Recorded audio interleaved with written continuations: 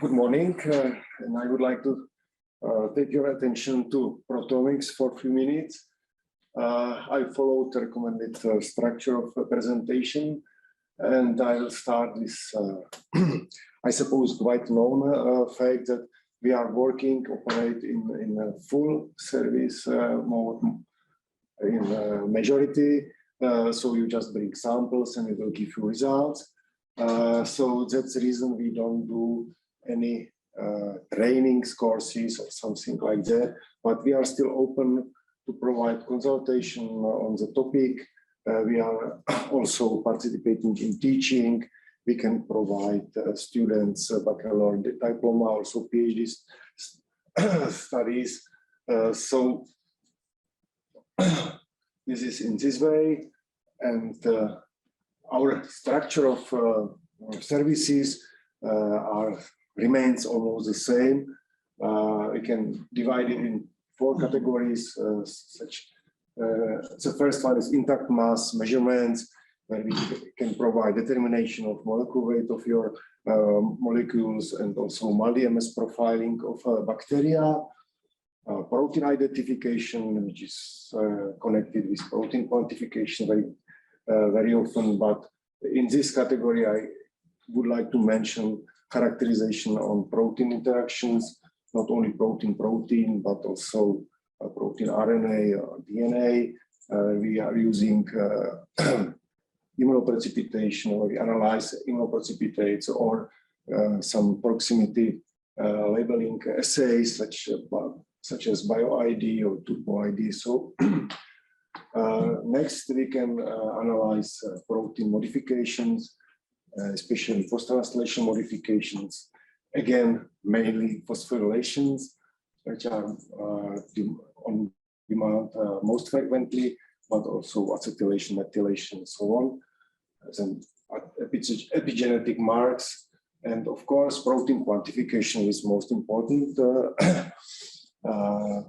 We prefer a label-free approach, but we are able to work also with CIILEC or TMT text. And if you are really interested in such kind of proteomic analysis, just contact us. We will discuss. See. Despite the structure of our techniques are similar for years, we want to follow trends, and so that's the reason we implemented ion mobility to our measurements. It brings another separation dimension, so we can distinguish some molecules which are not possible to distinguish on classical mass specs, measuring only M/Z ratio. We have at the moment 2 instruments which can provide ion mobility separation, and both of these instruments also can work in data independent acquisition mode, which can better map complex protein mixtures, so we can go to higher dynamic range and also more identification. You see, we can identify over 7,000 protein groups per injection, and also thanks to new instrumentation which we will obtain next year, we would like to approach single-cell proteomics. Here I just show results from Matthias Mann lab, where they analyzed HeLa cells, and here it's marked 0.8 nanogram of digest material from this cell, which corresponds actually 3 HeLa cells. And we could see, they could see about 500 of proteins. You see that this increasing input amount of digest, we could see more and more identified protein groups. So that's trade-off. So we will see there are also publications at the moment on real single cell analysis. So it's, in my opinion, amazing that we are also at proteome level, we are approaching such a small scale analysis. based on nature of our operation, we try to store all user data for quite a long period, because people comes back to analyze data after several years. So up to now, we are able to do it. We have our data policy at the web page, so you can read it. And of course, we are able on demand provide users with raw data. It's no problem. And also we can arrange a deposition of your data on publicly available repositories, which is standard in when you want to publish proteomic data, you need to make them public. So we can do it also for users too. The question is how long we can do it, because these new instruments also size of data are increasing. So up to now we are safe, but in perspective of several years we will see. I would like to stop this part with my usual request. If you plan some more complex experiment, proteomic experiment, please contact us, and we will discuss not only our experimental design, but also your experimental design, just to put them together with aim to get maximum from this experiment. Sometimes people comes and based on their experimental design, we see that we cannot get optimal results. So please contact us. We will discuss. And another news from our side is that we are preparing a new web page based format of our reports. So it might be more flexible, more informative. So, but of course, it might be obstacle for people. They are used to our Excel format reports, but I believe it's a step forward. So that's all. And coming to a user survey, at first I would like to thank to all of you which spent your time on filling these forms. I am not going to today talk about parameters which was well evaluated, but I would stop about our long-term problems and its promptness of service and results. I would like to stress that it's only for LC-MS experiments.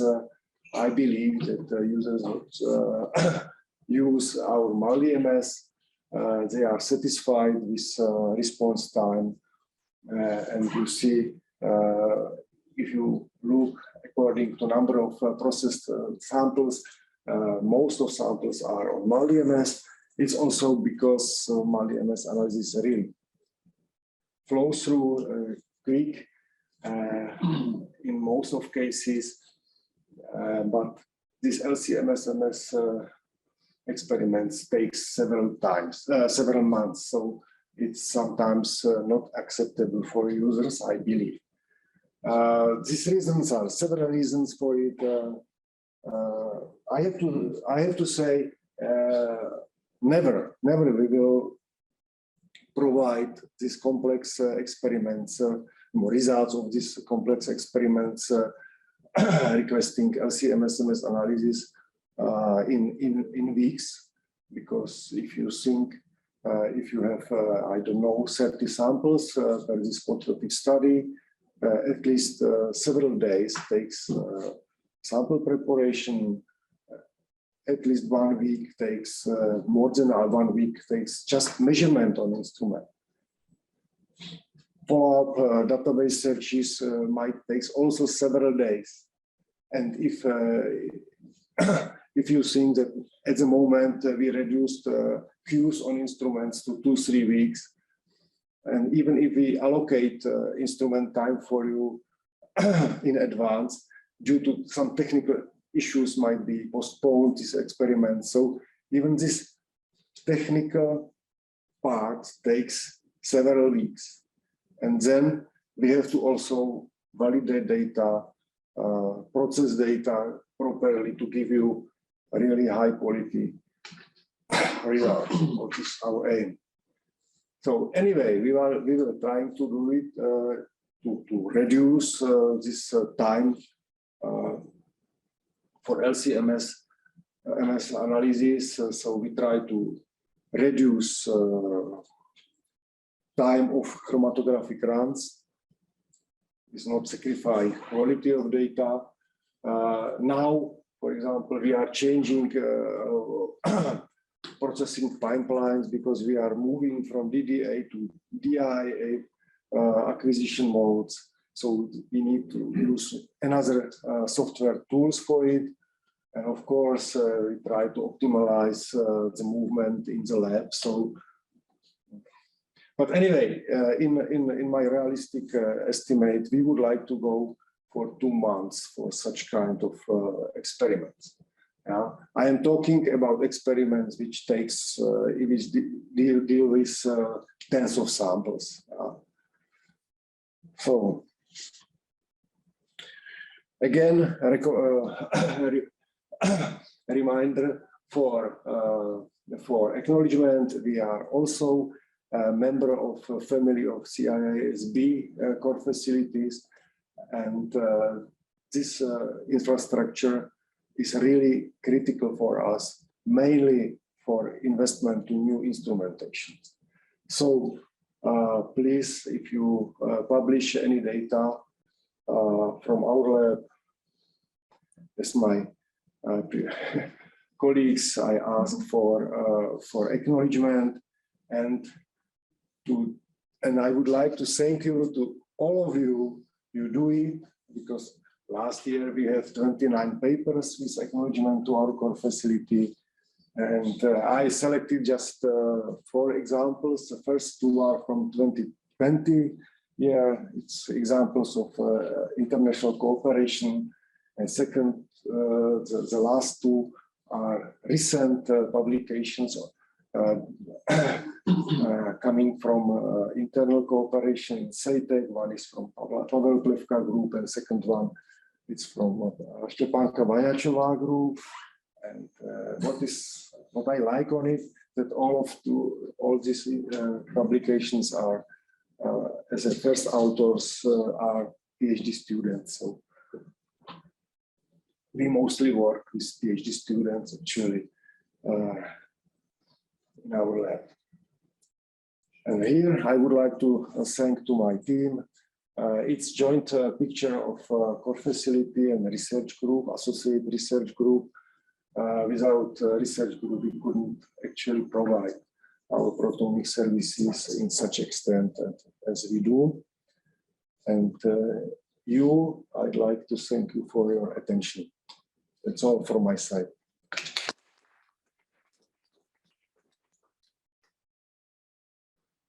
Thank you. So there is space for questions, and so far we don't have question in the chat. So, I may ask, that the old problem you mentioned, waiting for the data. You mentioned 2 months for advanced analysis. How long it would be for our typical task, which is phosphorylation of a single protein in vitro by a single kinase?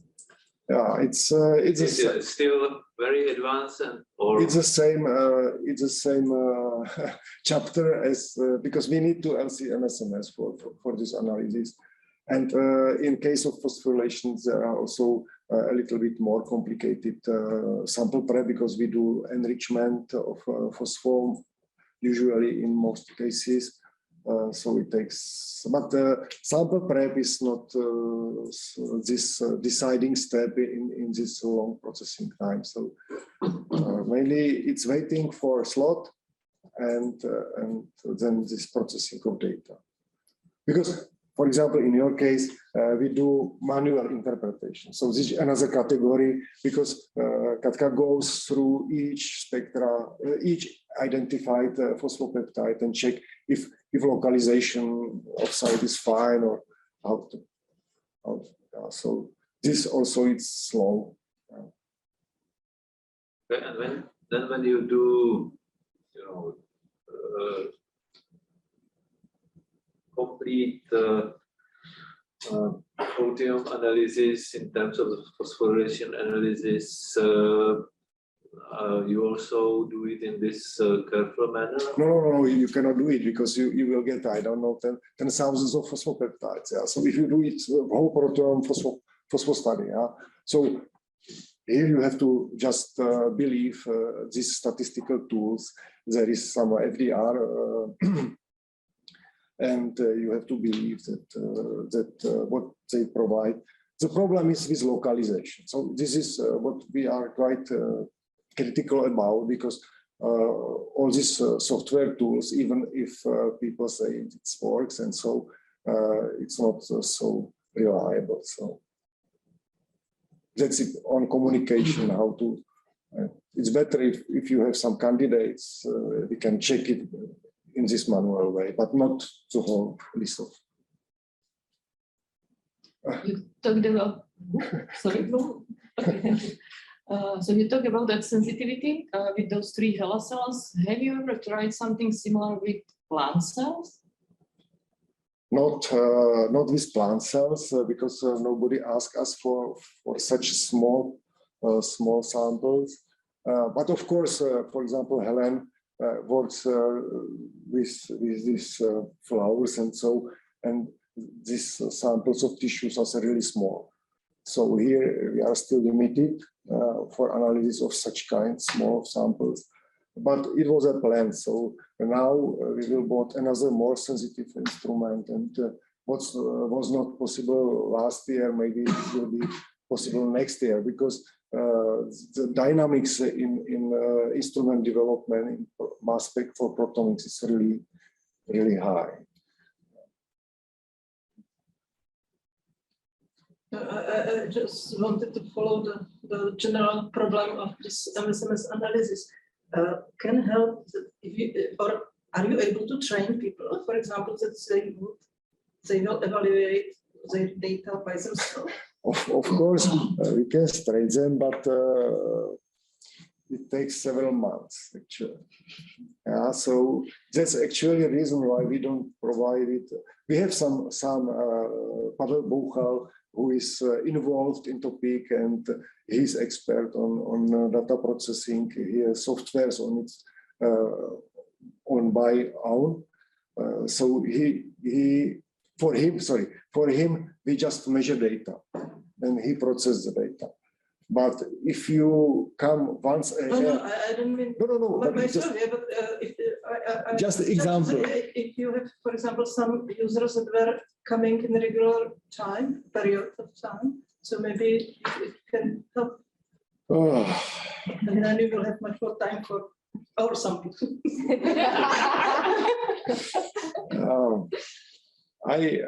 I am not. I am a little bit skeptic to this. I don't know. Yeah, because this is my question. Maybe it's so difficult that it has no sense. But yeah, I can imagine they have it also on some machines. Yeah, if they run in service mode. But for example, if someone is coming with using AUC from Prague, then they measure by themselves. They evaluate by themselves. So. The problem is that the people which are coming to us are not interested in proteomics at all. They need the results because they are molecular biology. They are involved in molecular biology or something, and they don't want to sacrifice the time for it. So it's my personal opinion. And also, if you do experiments twice a year, for example, because if it's complex one, twice a year is fine, more than enough. So it's difficult to keep this experience. We do it every day. We have pipelines for it. Also, these statistical tools are already automated. So we are not closed to this option, but usually I would prefer it if it's in terms of some long-term cooperation. So when someone is involved in proteomics as an important part of his PhD study, for example, why not? He can come, we can learn him how to measure, how to process. Yeah? But if you come just occasionally, I suppose it makes no sense. Perhaps in our case, in the case, single protein phosphorylation, would that improve the flow if we get the data and analyze them by ourselves? No, of course, it would be faster. In principle, should be faster, yeah. Because the measurement of data in this case, it's again lower part of, except this waiting for slot or something. But this. Yeah, we are used to planning the experiments in advance, waiting for the instrument. But then, if after the data arrive, if this period can be shortened, that would really help us. Because, I understand that. Ask a question, look at the data, and go for another experiment. If there is a gap of 3 months between this, it makes this longer. So if it helps, if we... That's the reason what I talked about. The problem is that we now analyzed twice more samples than we did it 2 years ago, but it's still not enough. Yeah, but now I believe, because we are trying to buy also another type of chromatographs, so some kind of analysis might be really shortened, and thanks to automated processing pipelines, might be shortened also the whole. We will see, yeah.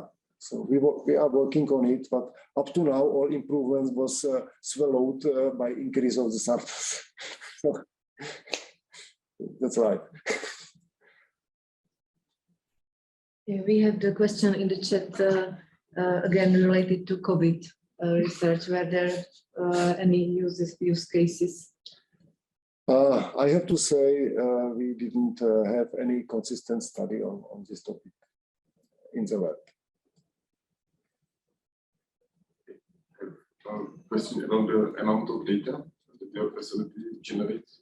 How much are you doing? Yeah, we are approaching tens of terabytes per year. I would say at the moment, something, just rough estimate, 50 terabytes per year. But it might be up to 100. In the near future. Because these timsTOF instruments, they are very fine, but they are producing quite a lot of data. And so